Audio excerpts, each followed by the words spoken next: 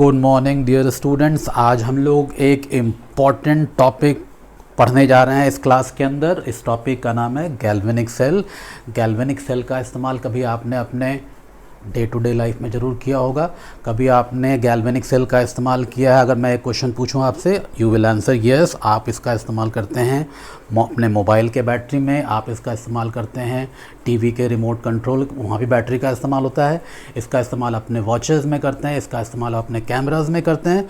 So galvanic cell is a very very important device जिसको आप battery के नाम से भी बुलाते हैं। So galvanic cell is a very very important device. As such it is exhaustively use in our day to day life. जैसे galvanic cell के बारे में मैं आपसे बोलूँ, इसका क्लासिकल डेफिनेशन क्या होना चाहिए, then what is your answer, what will be the classical definition of galvanic cell. So galvanic cell का क्लासिकल डेफिनेशन ये बनता है, it is an electrochemical device, it is an electrochemical device which converts chemical energy derived from chemical reaction into flow of electrons or electrical energy. So galvanic cell is a device which converts chemical energy into electrical energy. chemical energy को electrical energy में convert करते हैं हम लोग यहाँ पे। Simplest of galvanic cell was reported by a scientist by the name of Daniel. So उसके respect में गैल्वेनिक सेल का नाम हमने डैनियल सेल रख दिया, सिंपलेस्ट गैल्वेनिक सेल का। और आज हम लोग क्लास में इसी डेनियल सेल के बारे में बातचीत करने जा रहे हैं।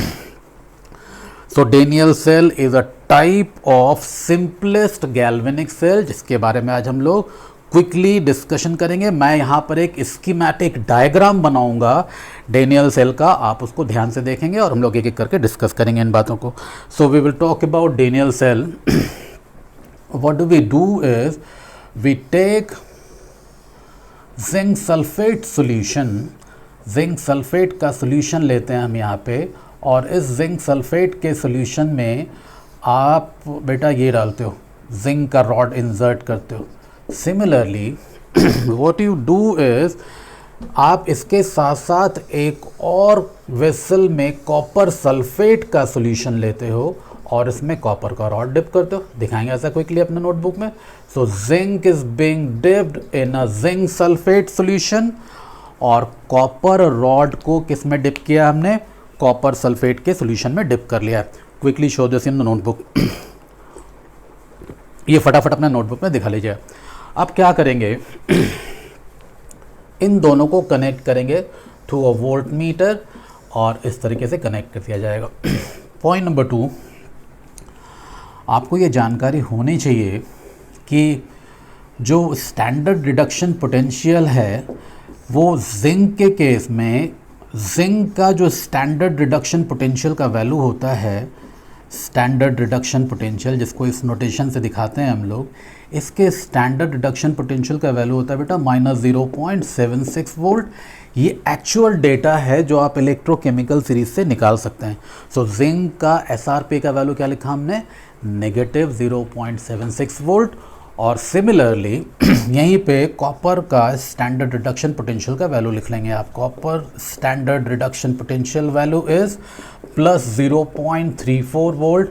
If I would ask you किसका वैल्यू बड़ा है, which is higher standard reduction potential, answer is loud and clear. Copper का स्टैंडर्ड रिडक्शन पोटेंशियल का वैल्यू डेफिनेटली ज़्यादा है जिंक से। सो जिसका स्टैंडर्ड रिडक्शन पोटेंशियल SRP का वैल्यू ज़्यादा होगा वहाँ पर ज़्यादा रिडक्शन रिएक्शन या गेन ऑफ इलेक्ट्रॉन होगा। सो जब इन दोनों हाफ सेल को आपस में एक दूसरे के साथ कनेक्ट करेंगे, जैसे कि हमने किया है यहाँ पे, तो कॉपर वाले इलेक्ट्रोड पे प्रेफरेंशियली रिडक्शन का रिएक्शन होगा और जिंक वाले इलेक्ट्रोड पे प्रेफरेंशियली ऑक्सीडेशन का रिएक्शन होगा। ये क्विकली आप अपने नोटबुक में दिखा लेंगे। So write as a bottom line concept that out of two half cells which ever जिसका भी स्टैंडर्ड रिडक्शन पोटेंशियल का वैल्यू ज़्यादा होगा उसी हाफ सेल के ऊपर रिडक्शन रिएक्शन के होने की गुंजाइश होती है, और जिसका एसआरपी का वैल्यू कम होता है, जिसका एसआरपी का वैल्यू कम है, वहाँ ऑक्सीडेशन होता है। ऐसा हमेशा होता है गैल्वेनिक सेल में, इस बात को क्विकली नोट डाउन कर लेंगे आप। So the half cell which is having higher SRP, उस हाफ सेल के ऊपर प्रेफरेंशियली रिडक्शन रिएक्शन होता है। दिखाएंगे, क्विकली दिखा लीजिए इस बात को। Now what do we do, अब क्या करेंगे, जब हमने ये डिसाइड कर लिया कि जिंक वाले इलेक्ट्रोड पे क्या होना बच्चे, जिंक वाले इलेक्ट्रोड पे ऑक्सीडेशन रिएक्शन होना है। ऑक्सीडेशन का मतलब क्या होता है, व्हाट इज ऑक्सीडेशन? ऑक्सीडेशन का मतलब होता है, क्या होता है, loss of electron. So zinc वाले इलेक्ट्रोड के ऊपर लॉस ऑफ इलेक्ट्रॉन दिखाएंगे, जिंक 2++2 इलेक्ट्रॉन, और क्योंकि यहाँ पर लॉस ऑफ इलेक्ट्रॉन हो रहा है इसलिए इलेक्ट्रॉन दिखा लेंगे, और कुछ जिंक 2 पॉजिटिव आयन इसके चारों तरफ इस तरीके से आ जाएगा। कहाँ से आ रहा है, ये इलेक्ट्रोड से आ रहा है, ध्यान रखेंगे इस बात का। सिमिलरली अगर आप कॉपर वाले इलेक्ट्रोड की बात करें तो वहाँ क्या दिखाएंगे, क्योंकि यहाँ पर रिडक्शन रिएक्शन होना है बच्चों, तो यहाँ क्या दिखा लेंगे हम लोग, यहाँ दिखाएंगे copper 2+ gaining 2 electron giving rise to copper. So अगर आप ध्यान से देखेंगे तो यहाँ पर लॉस ऑफ इलेक्ट्रॉन हो रहा है और यहाँ पर गेन ऑफ इलेक्ट्रॉन हो रहा है। यहाँ पर इलेक्ट्रॉन एबंडेंस है, ये बहुत ही इलेक्ट्रॉन रिच है, और यहाँ पर इलेक्ट्रॉन की भूख है, it is hungry for electron. Copper को अगर 2 इलेक्ट्रॉन देंगे तो वो कॉपर में कन्वर्ट होना चाहता है। So what happens subsequently is immediately electrons start flowing from zinc to copper plate. So this momentarily flow of electron generates electricity. Quickly write in your notebook, क्योंकि यहाँ पर बहुत सारे इलेक्ट्रॉन है और यहाँ पर इलेक्ट्रॉन की ज़रूरत है, इसलिए इलेक्ट्रॉन जिंक से कॉपर प्लेट की तरफ माइग्रेट करके जाएगा, और जब ये माइग्रेट करके जाएगा फ्लो ऑफ इलेक्ट्रॉन डेवलप होगा और इलेक्ट्रिसिटी का फ्लो होना शुरू हो जाएगा। Quickly show this in notebook. अब तो उसके बाद आगे बात करेंगे हम लोग। अब एक क्वेश्चन यहाँ पर और जनरेट होता है। क्या क्वेश्चन जनरेट होता है, ये जो इलेक्ट्रॉन का फ्लो हो रहा है यहाँ पे जिंक टू कॉपर प्लेट, ये इलेक्ट्रॉन कितनी देर तक फ्लो करता है। If you read in your text book you will see, ये जो इलेक्ट्रॉन का फ्लो हो रहा है यहाँ पे, this flow of electron is taking place for very very very small time span. बहुत छोटे समय के लिए ये इलेक्ट्रॉन का फ्लो होता है यहाँ पे। So how to take care of that, बहुत छोटे समय के लिए इलेक्ट्रॉन का फ्लो क्यों होता है। अगर आप देखेंगे ये इलेक्ट्रॉन जो यहाँ पे रिलीज़ हो रहा है, इसके साथ साथ जिंक 2 पॉजिटिव आयन भी रिलीज़ हो रहा है। अब ये जिंक 2 पॉजिटिव आयन अपने पॉजिटिव और नेगेटिव चार्ज की वजह से, पॉजिटिव चार्ज जिंक के ऊपर और इलेक्ट्रॉन के ऊपर क्या चार्ज है, नेगेटिव चार्ज है। So because of oppositely charged species there is a mutual attraction between the two, और जब इन दोनों के बीच में अट्रैक्शन है तो ये इलेक्ट्रॉन को, it will not let electron to roam around to copper plate, copper plate की तरफ इलेक्ट्रॉन को जाने का परमिशन नहीं देगा ये। सो इस करके इलेक्ट्रॉन का फ्लो होता है तो बहुत थोड़े समय के लिए होता है, क्योंकि जिंक जो है वो इलेक्ट्रॉन को पकड़ के रखना चाहता है। So zinc is a problem creator, zinc 2+ ion क्योंकि यहाँ पर एक्सेस में इकट्ठा हो गया है और ये प्रॉब्लम क्रिएट कर रहा है। क्या प्रॉब्लम क्रिएट कर रहा है, प्रॉब्लम क्रिएट कर रहा है ये फ्लो ऑफ इलेक्ट्रॉन नहीं होने दे रहा भाई, फ्लो ऑफ इलेक्ट्रॉन नहीं होने दे रहा जिंक से कॉपर की तरफ। क्या कॉपर वाला मामला बिल्कुल क्लीन एंड क्लियर है, यहाँ वहाँ भी कोई प्रॉब्लम है। अगर आप ध्यान देंगे तो ये कॉपर 2+ आयन कहाँ से आ रहा है, कॉपर 2+ आयन तो सोल्यूशन से आ रहा होगा। कौन से सोल्यूशन से, कॉपर सल्फेट के सोल्यूशन से। कॉपर 2+ और सल्फेट 2- आयन है। अब ये दोनों आयन भी एक दूसरे को म्यूचुअली अट्रैक्ट करते होंगे। आपने पढ़ा है oppositely charge ions attract each other, they are held together by, किस एनर्जी से बॉन्डेड होते हैं वो एक दूसरे के साथ। आयनिक बॉन्ड में कौन सा फोर्स दोनों आयंस को एक साथ होल्ड करके रखता है? लैटिस एनर्जी ही तो होल्ड करके रखता होगा भैया।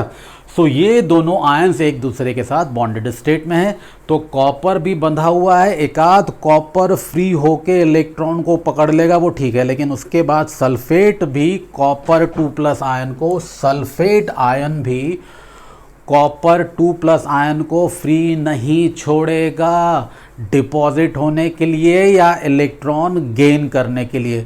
सो यहाँ पर problem sulphate, excess sulphate ion की वजह से है, और यहाँ पर प्रॉब्लम है जिंक 2+ आयन की वजह से। सो ये दोनों बातें ध्यान से लिखेंगे आप। The problem creators are excess of zinc 2+ ion and excess of sulphate ion.